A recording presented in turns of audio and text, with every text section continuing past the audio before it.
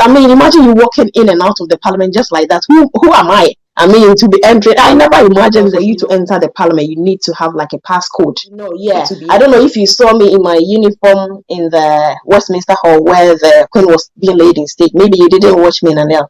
Maybe you could have seen me in the. You were there. Of course, I was there.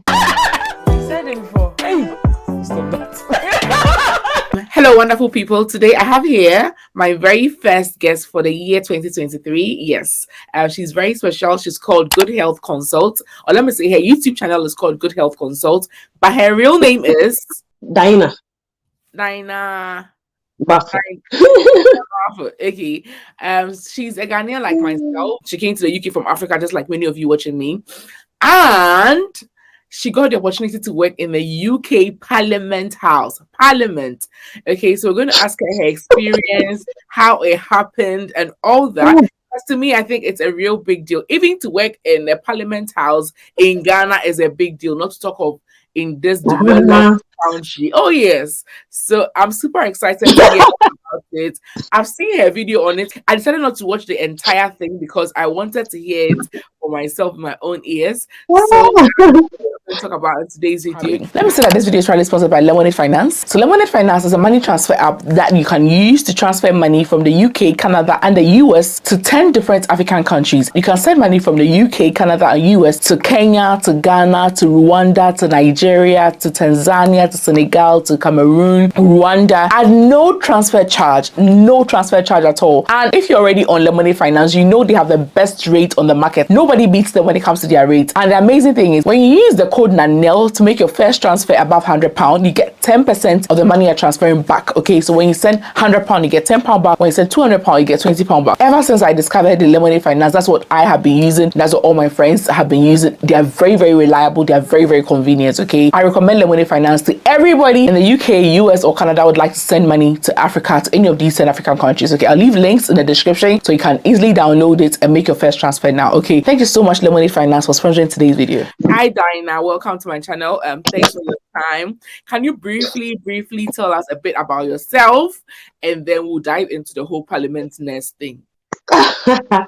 Thank you so much, Nanelle, for having me here on your channel. Finally, we've been going back and forth, but thank God we've managed to make it today.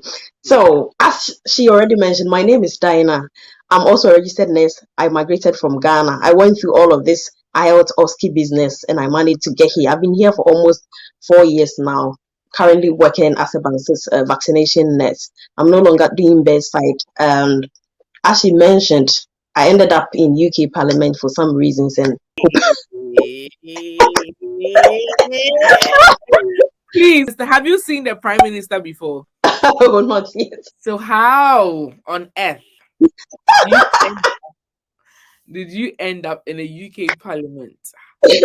Wow. So even sometimes when I think of how I ended up in the Parliament, it even surprises me because it never crossed my mind that I would ever get there. I always pass by. My hospital is just next to the Parliament, so you can see the Parliament even when you are in the wards. So I never imagined ever being there. Sometimes when you look through the window in the ward, you see some of the parliamentarians sitting over there having their lunch. But then I never thought of ever ending up there because I didn't even know they had like anything about nursing or clinic or anything like that inside. So how I ended up in the Parliament is I work as a vaccination nurse. After the pandemic and everything that happened, I left the bedside. I didn't want to have anything to do with bedside nursing again, or for some time. So I applied for a job as a vaccination nurse in one of the trusts in London. So, the vaccination job has its peak. There are times when the work actually goes down, the uptake of vaccines actually go down. So there is always a time when we don't really have much to do. So during those times, our matrons redeploy us to other departments so that we can help the other wards that are in dire need. And when the vaccination uptake comes up again, we do come back from various places to, go ahead with our vaccine job. So what happened during summer, sometime last year, was the uptake of vaccines obviously went down. A lot of people had already had their vaccines or their COVID, flu, and all of that. So there was a message, just a random message being sent around by our bosses saying they needed people to go and help in the parliament for some time. So I was just wondering what at all could be happening in the parliament. What could a nurse be doing in parliament, not knowing they have a clinic in the parliament?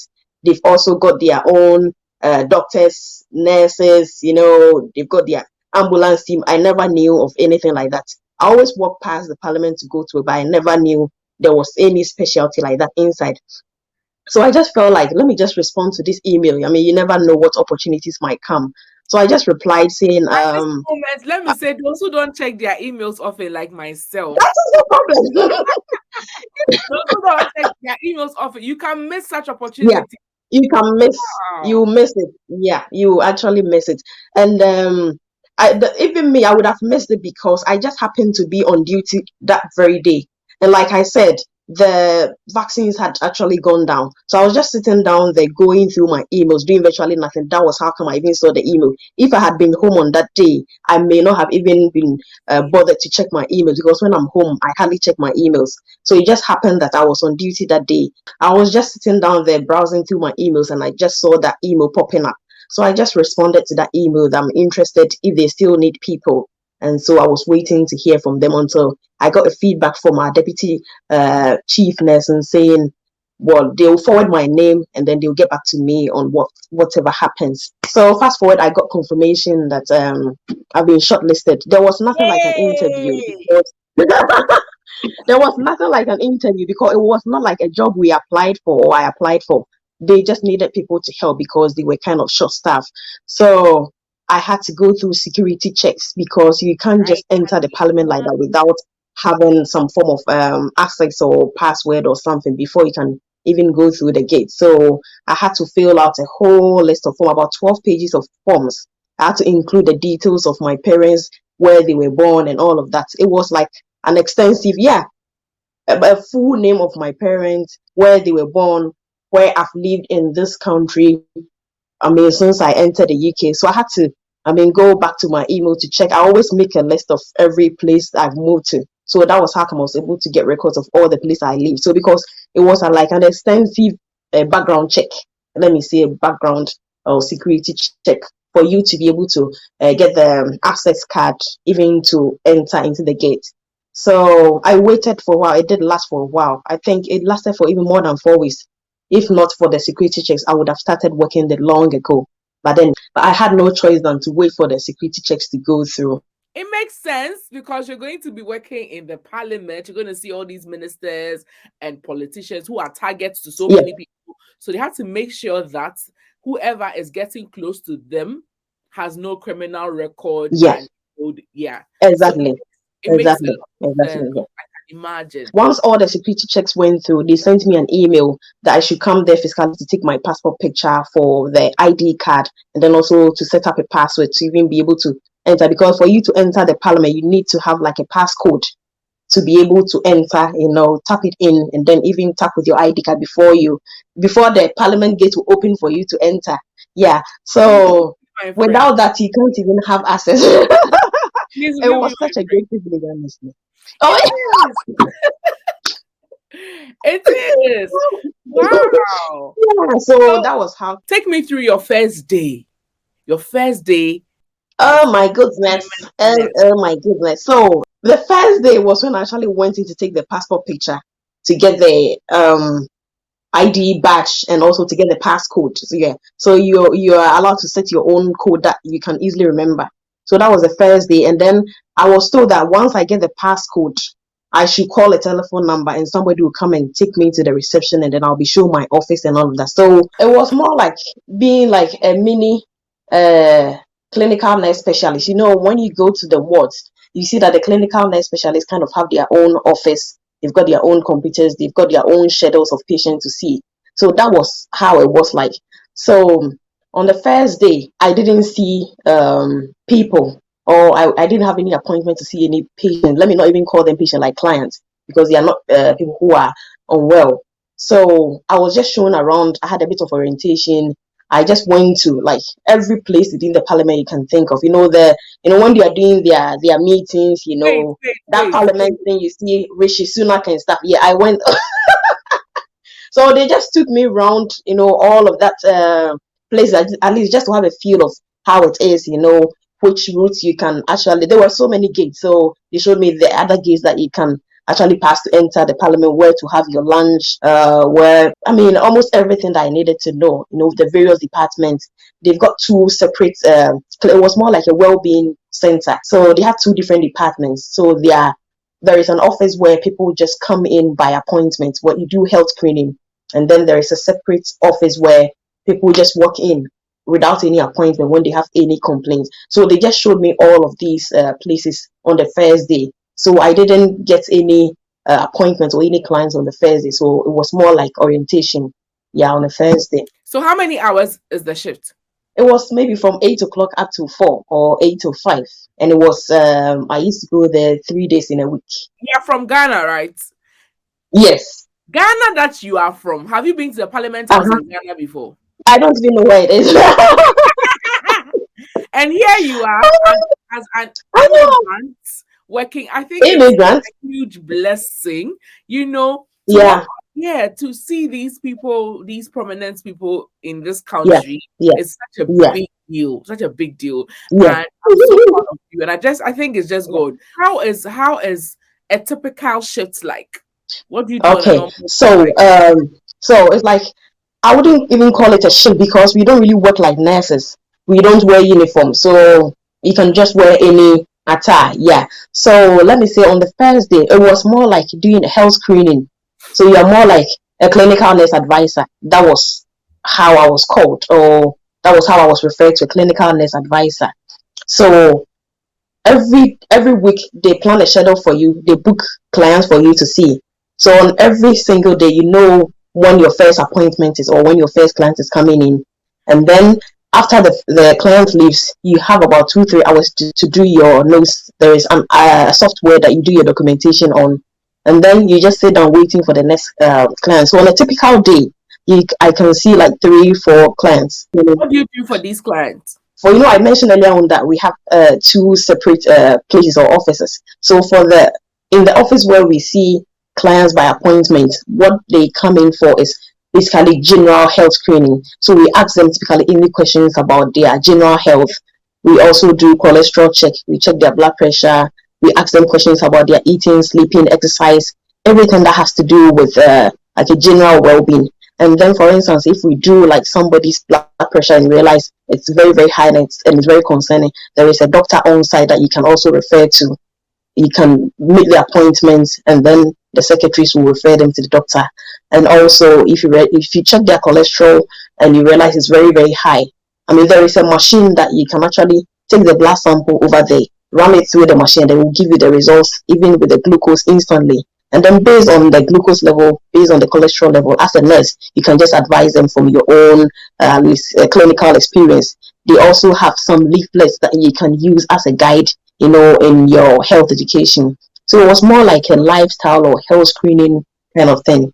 So once you are done with one client, you just do your documentation, and then you wait for the next client to come in. So I had like my own office with my set of computers. Everything was set up for me, sitting down there comfortably in my own office. So when the next client is coming, the receptionist will just come and ask me if I'm ready for the next client, and then I'll let them come in. So you just exchange pleasantries like you would normally do for any. So you just start everything, take them through. So there was a template that you use as a guide to help you go through all the questions that you need to ask as part of the health screening. And once you're done, you do the normal documentation, and then you wait for the next client. So if I have like 4 patients or 4 clients to see, they will space them out throughout the day. So that at least by 4 or 5, at least you'd have seen all 3 or all 4 of them. And then there is also another part where people just walk in, they don't come by appointment. So anybody who is working within the parliament can come in. Maybe I feel dizzy, can you check my blood pressure for me? Then you just check. Somebody can just come in, I just had a fall, I just had a bite, can you do wound dressing? And then if you check the blood pressure or heart rate, you realize it's so high. And then there is a clinic that they will go to. So you just call the clinic, you let them know there's a situation I have. So can we have an appointment for this person as soon as possible? If they have a slot, they will let you know, and then they will speak with the person, take it from there, and then you are done with your job. So it was quite challenging because they come in and then you have to think and do something. So there were also some first aid medications that you could give without prescription. But if you realize they needed some antibiotics, then you will tell them, I think for this particular one, it's beyond me, you need antibiotics. So you just call the doctors, and then they will check their calendar and see when they can book the person to come and see a doctor. So it was so that.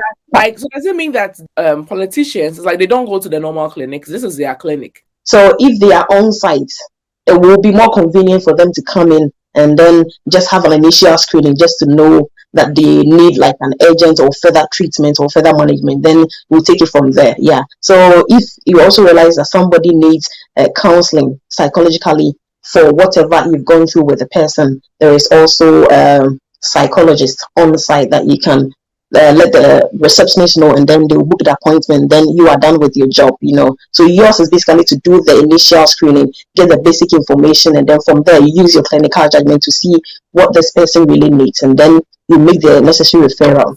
What was the atmosphere like? Was it high pressured?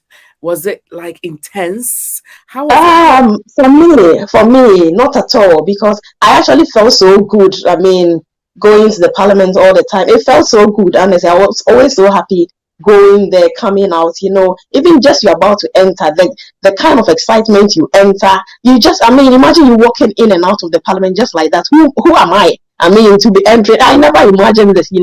So it was and everybody was so nice. The nurses were so lovely. It was such a relaxed environment. It wasn't anything compared to you being on the ward, moving up and down, patients ringing, but nothing at all. So you are just relaxing in your own office. Once I'm done with the clients, I'll just be doing my own thing, reading on the internet, and also they will definitely give you details of the next person coming. So at least you just have a read about them just to know, because they are high profile people, at least just so that you know how to address them and all of that. So it was such a lovely environment. Imagine me. So like, do you give like injections and all, or for you at the office it was just more of taking samples? So if for instance you realize that somebody needs like adrenaline, if there's an emergency, somebody needs adrenaline, we have injections, to give in emergency cases. Yeah. But apart from that, if somebody comes in and you think that the symptoms is more like an allergic reaction, there are basic medication that you can give. They've got like an emergency cupboard with basic medication. It's not like you're not allowed to give any medication that needs prescription.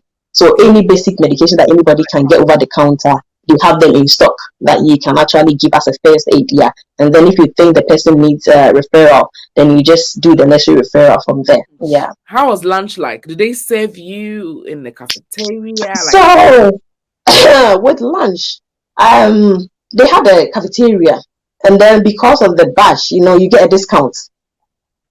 And then there were times when, during the Queen's funeral. Yeah. Yeah. I don't know if you saw me in my uniform in the Westminster Hall where the Queen was being laid in state. Maybe you didn't watch me, Nanelle. Maybe you could have seen me in the. You were there. Of course, I was there. Do you have a video of it? Because we're not allowed to take pictures. No, but like, did you see yourself in a recording on the internet or something? So I don't know, because once you are there, you not see yourself. How can you do that? Like, you should get it. No, I didn't even know that I would actually enter, because we were part of the ambulance. People were collapsing here and there. So we set up a camp, or more like a place just behind where the Queen was laid in state. So we were just giving first aid to those who were collapsing and stuff like that. Yeah. Hey! So, you come on TV. Hey! I entered there, when people were just walking past the Queen. I was in my uniform, so I just had the chance to go inside. Yeah. Wow. Yeah. It just happened, it just happened. Yeah, it just happened at the time when it just happened at the time when this whole thing happened. I went to work one day, I just came back, and then I received an email saying all my appointments have been cancelled. And that was because they knew a lot was going to happen during that period, because a lot of people were going to come in, a lot of preparation, concerning the funeral and all of that. So during that week, all my clients were cancelled. So we had to hold on with everything until the funeral was over before everything back in that department went back to normal. Yeah. Girl, you're blessed. Wow. So what do you think the main challenge is working in such an environment? What do you think the main challenge is? So the main challenge I faced was, in the place where people just walk in. with any concerns. You have to think and act as fast as you Fast. can. That was the Yeah. main challenge for me. So the nurse who worked there normally has experience in emergency. So for somebody who has such an experience, they are not really scared of whatever walks in. But for me, I don't have like that background. My experience even back home has always been on the ward. So for somebody to just walk in with a complaint that you can't really do anything about, it was always a bit scary for me. So I normally preferred, being in The office the with the the appointment. office where they have the appointment, because So you you can have a plan. guide, you have a template to go by. Yeah, but if they come into the office where you've been asked to go and handle that part, anything at all can walk in. So you have to think. That was the main challenge I actually faced. It helps you to think, and then you have to say something. You can't just tell them, I don't know what to do. You have to actually do something. You have to you have to think of, there is emergency cupboard with medicine. So you just think of, with this complaint, what emergency medicine can I give? So you just quickly think, open the cupboard, add some few stuff, and then give to the person, just to know that at least you've done something, and then they feel so reassured. Then you let them know that if it still continues, can you just go to your GP or something like that. So it was just that part that was a bit challenging for me. Otherwise, I did learn a lot, because it kind of built my confidence as well, because you kind of prepare yourself, get ready for whatever walks through the door. Yeah. Wow. So, and from what you're saying, for you, it's like you got like a temporal appointment, sort of. But like you said, there are Yes. people there that are there permanently. How do you think they ended up Permanent. there? And how So can I think they also have, yeah, I was just wondering how nurses, get appointments to work in the parliament. So I think they also apply. They have, I'm sure the advertisement may not be on the normal Indeed or normal job website that you can always see and apply. So I'm sure they have their own intranet. They have like an intranet for the parliament. That's where you see all the vacancies and every information relating to the parliament. Yeah. So because I knew I was there for a purpose, I didn't really want to dive so much into it. Yeah, but I know they also have their own way of advertising for vacancies. Yeah. how did your family back home, deal with the news of you working in the parliament? So I think my family, like, they were all shocked. I actually didn't know how it was going to end up, so I didn't really tell them until Okay. because I didn't know what the result of the security check was going to be. For them to be asking me of my father's hometown, my mother's hometown, all in the security questions, I was just wondering what is going on. So I didn't really tell them anything until I actually went there for the first time, and then I came home. Now I told them this is why I went to work. It's like, what did you go to do? What's your business in the parliament? So it's like everybody was so excited, and most of my friends also started calling, hey, parliament nurse, parliament nurse. And interestingly, the people I was working with in the vaccination didn't know where I was. Most people thought I was on holiday or on annual leave, because it's like we were all over the place. Most of us were sent to so many other departments. Surprisingly, some of my colleagues I worked with in the vaccination didn't even know I was there, because they thought I was on annual leave or I was on holiday, because we were all sent to different departments. So it's like nobody knew where each other was. So we were just in different places working until one day needed us back. So it was such a wonderful experience. And when I told them, oh, I've not been on annual leave, I went to the parliament. Like, what? Parliament? For what? What were you doing? What happened? How did you get there? Yeah, because it looks like most people did not even see that email. So that was why they were asking me questions. So I just told them, did you not see the email that was circulating that they needed people to work in the parliament? It was like most people did not even see that email. So most of my colleagues were wondering how I ended up there. Yeah.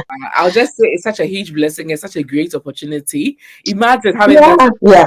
Yeah. It's really nice. I know.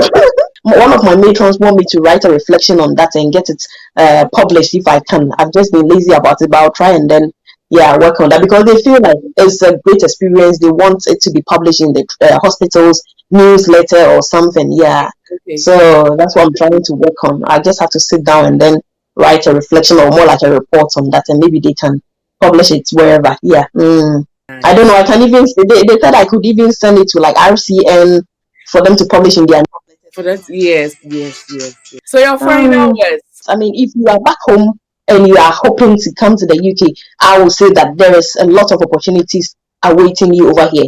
If you're already here in the UK, do not limit yourself to wherever you are. Try and explore so many other opportunities. Because even for me to become a band six, it was through the same redeployment that I became a band six. So the same way I saw a message going around that we need people to work in Hey, this you have place. messages, Yes, eh? yes. Hey. I responded to that email and then I got moved to a place and that was why I became a band six. So if you are really looking for opportunities, just be on the lookout for information from so many places. Do not limit yourself because a lot of people are stuck in the world.